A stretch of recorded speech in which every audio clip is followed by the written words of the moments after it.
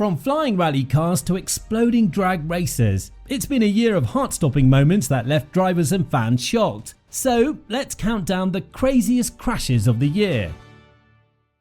The Rally Estonia turned wild when Oid Tanak's Hyundai went flying off the track at insane speeds during the Ranitsa stage. His car straight up barrel rolled and landed in a ditch, completely totaled. Tanak and his co-driver Yar got sent to the hospital for checks, but these guys are tough as nails and walked away fine.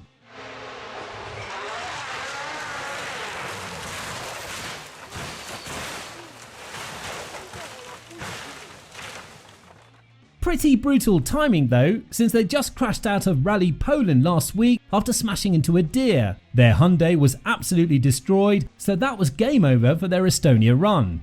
The Spa 24 hours turned absolutely chaotic in hour 4 when 3 GT cars got caught in a massive crash on the old straight. It started with Hook's Ferrari and Bayar's Aston Martin squeezing each other at La Source, sending the Ferrari spinning into the wall. But that was just the start. Hook's car ended up stranded right in the middle of the track. De Silva couldn't spot it in time and slammed straight into it at speed, ripping off his Porsche's front end and setting the Ferrari on fire. And I hope there's enough warning flags to ensure that everybody coming. Oof, dear, that is horrendous, absolutely horrendous. Incredibly, all 3 drivers walked away from that mess unharmed. The Australian GP got super intense when George Russell ended up in one scary situation after tangling with Alonso. His car was stuck halfway upside down right in the middle of a blind corner where cars fly through at 155 miles per hour. Russell was straight up trapped in there watching cars zoom past, just hoping nobody would slam into him. He got lucky there was a 10-second gap behind him, but he's not happy about how long it took to get the safety car out. Red flag, red flag, red flag, I'm in the middle of a track. Okay. Red flag, red flag. Red flag, you got stroll. Red, red, red, red, red. I'm in the middle, red. Why so long? The F2 race in Azerbaijan went completely nuts right from the start when Kush Maini's car stalled in 5th place. What happened next was pure chaos. Goethe had no clue about the stalled car and smashed right into it from behind. Then Marty came flying in and his car literally went rolling into the pit wall. The track ended up looking like a junkyard with car parts everywhere. Yeah, so it's the yellow car of mine, he doesn't get off the line, and it's moment-by-moment reactions. Goethe making contact first, and then Marty just with absolutely nowhere to go. And the crazy part, all 3 drivers walked away fine. They had to red flag the race for over half an hour just to clean up the mess. Talk about a dramatic start to a Sunday race. Practice 3 at Zandvoort turned scary when Logan Sargeant lost it in the wet conditions and smashed into the barrier at turn 4. His Williams ended up catching fire after the impact, but Sargeant managed to bail out of there quick. Pretty brutal timing for him, considering he just found out he's losing his seat to Sainz for next year. Oh, crunch. Are you okay? Are you okay? I'm good. Okay. You okay? That's what matters. The crash was so bad they had to stop the session for ages just to fix the barriers, and most drivers barely got any practice time in those tricky wet conditions before qualifying.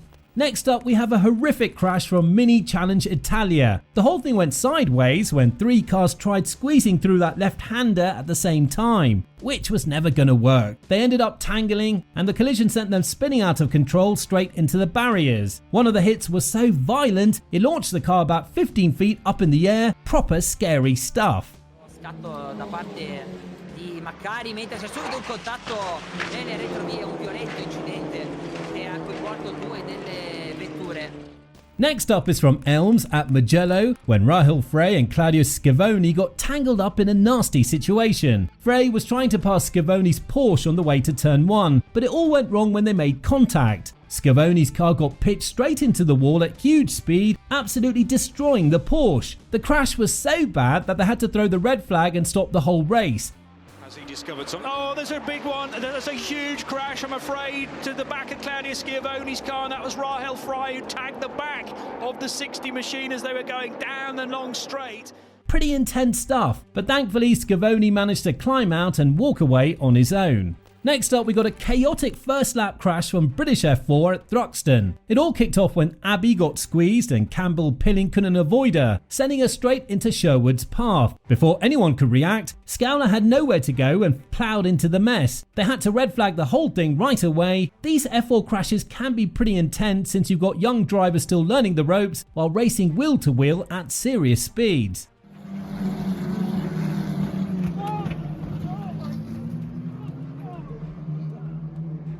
In the USF Pro 2000 at Road America, things went wrong in turn 14 when Frankie Mossman's car started slowing unexpectedly, and Logan Adams had nowhere to go but straight into him. Adams' family-run car took a massive hit and ended up totally destroyed. Lucky break that Adams walked away from that one, but definitely not what you want to see happen to a small family team's race car. Coming across a little bit, like trying to crisscross. Big contact. Misjudge the crossover there a little bit. Yeah, and then there the thing starts rolling. And then look at the halo. It is just such a fantastic addition to these cars. The crash was bad enough that they had to bring out the safety car while they cleared up the mess. Alex Malikin just took a trip to Destination Destruction at Spa's infamous Radeon corner. His Manthey Porsche decided to go all interpretive dance on the barriers during qualifying, completely obliterating itself in the process. We're talking yard sale levels of debris scattered across the track. Somehow Malikin walked away from this carnival of carnage unscathed. Even the doctors couldn't believe it. Okay, he is okay, or we would not be seeing a replay. So Alex Malikin, car snaps away from him going up over the brow end. Nasty. I know how that feels. Would it really be the Monaco GP without some kind of pile-up? Magnussen saw a gap on the inside of Perez heading up to Beau Rivage, but it all went wrong when they squeezed together at one of the fastest parts of the track. The contact sent both cars into the barriers, and poor Hulkenberg got caught up in the mess too. Look further back, Perez heavily into the wall, collects one Haas, and then the second one has nowhere to go. As you see the world champion's reaction to his teammate. Pretty spicy situation afterward. Perez called it totally unnecessary, while Magnussen insisted he had every right to go for that gap. Next up, we got a brutal crash from Castle Combe's GT race. One car lost control and went skating across the grass at full speed, but had no way to slow down on the wet surface. They ended up T-boning another car at full tilt, and both machines slammed into the barriers hard. The impact was so violent, it sent carbon fiber parts flying everywhere. Proper scary stuff.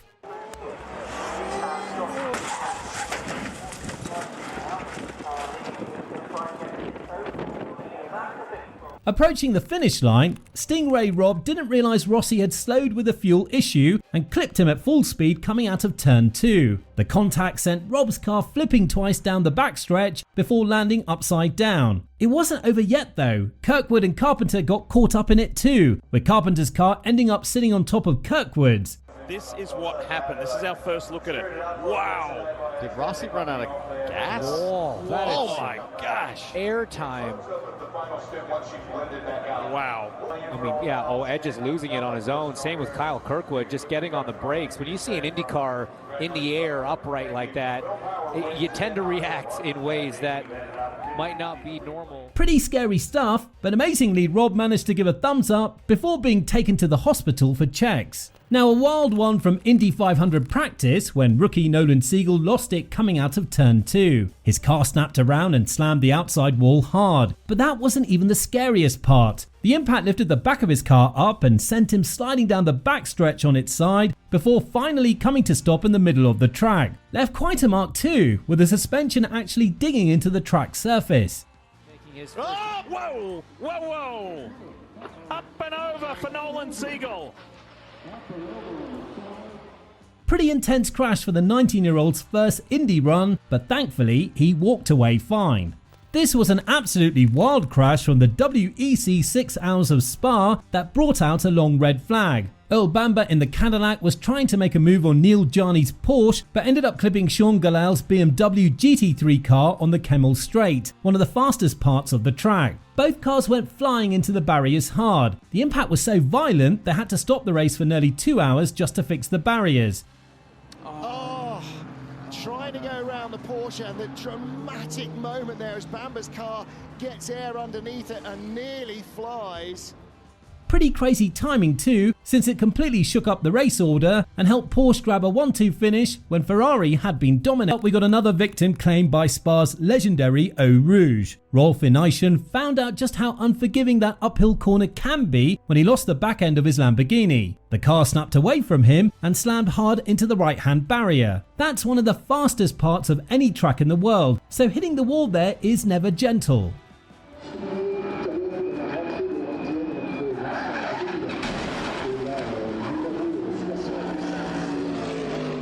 Thankfully, Aron managed to climb out and walk away, but his Lambo definitely wasn't so lucky. At Road America this year, Joseph Newgarden pushed it too far going for pole. He hit a slick patch in turn 2 while doing about 180 miles per hour and absolutely launched into the safer barrier. The impact was so violent it sent his car flying through the air before slamming back down. Pretty wild. Newgarden later said he pulled 95 Gs in that hit.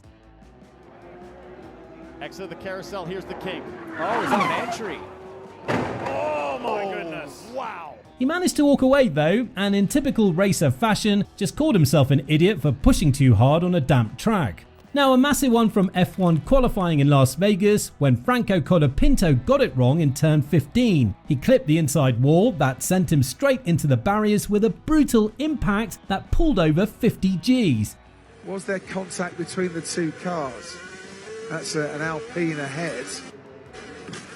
Oh, he's hit the wall. Hit it. Oh. He clipped the wall on the inside. There you go, and that is a immovable concrete wall, and that's just a driver error, misjudgment. Even though he walked away on his own, they had to send him to the medical centre since the hit was so big. At the Red Bull Ring earlier this year, when Sebastian Montoya got tangled up with Alex Dunn in turn 4, the contact sent Montoya's car straight into the barriers. Hit hard enough, they had to bring out the safety car. Pretty wild timing too, since it set up a one-lap shootout for the win. A better view of this incident between Montoya and Dunn. So Montoya, Montoya catches the grass, loses the rear slightly, and ends up catching the car across the road, across the front of Dunn's car. Montoya managed to climb out okay, but that was definitely game over for his race. This year we had an absolute mess from Toronto IndyCar when O'Ward lost it at turn 1. Ericsson managed to dodge him but hit the wall. Then everything went crazy. Fittipaldi, Ferrucci and Siegel all piled in, sending Ferrucci's car up into the catch fence. Siegel bounced back into the traffic and got hit by Sauri too. Oh my goodness, that is such a terrible feeling. It actually fired the car back up. He bump started the car.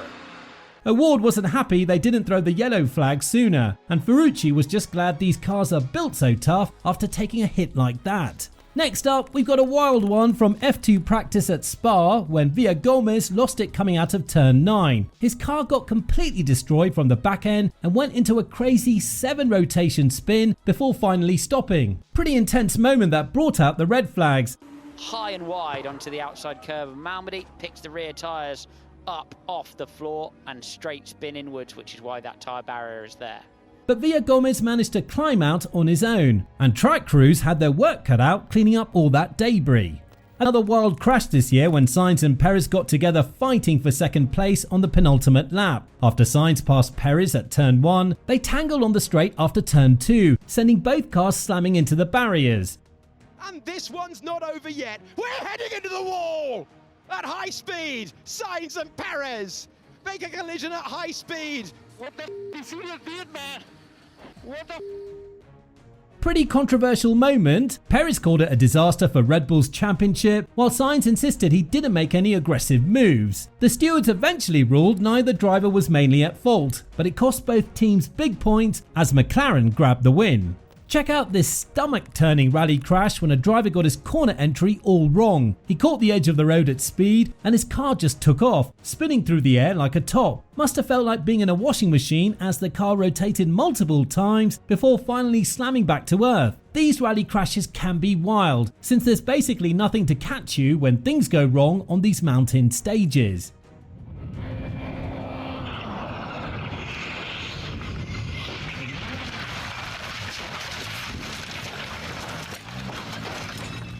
Here Here we got another driver practicing their ballet moves in Finland, except instead of a graceful pirouette, Matteo Chatillon's rally car went straight into an unplanned cartwheel after getting the corner totally wrong. Caught the bank at an awkward angle, and that was it. Up and over it went, spinning through the air in a way that definitely had both driver and co-driver reaching for fresh underwear after they finally came to a stop.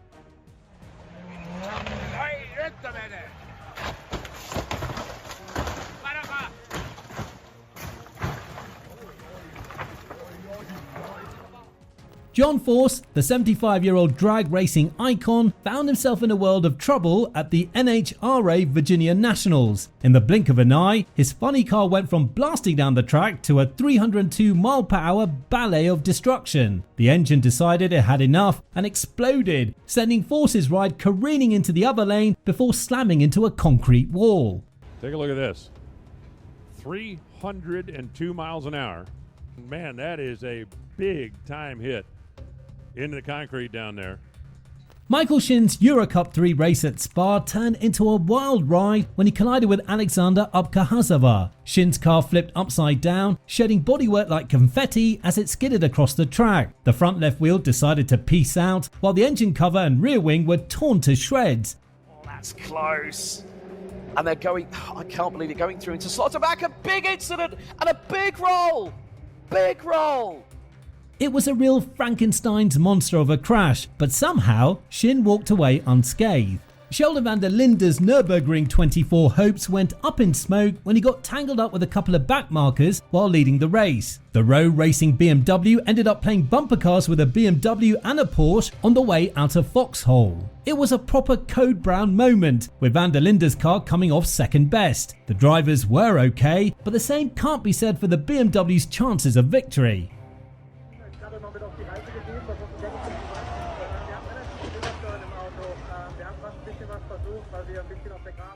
So there you have it, the most insane, jaw-dropping crashes of 2024. It's been a season filled with unbelievable moments that reminded us just how wild motorsport can get. And huge respect to all the drivers for putting it on the line week after week. Now, this has been Racers Reverie, and we'll see you in the next one.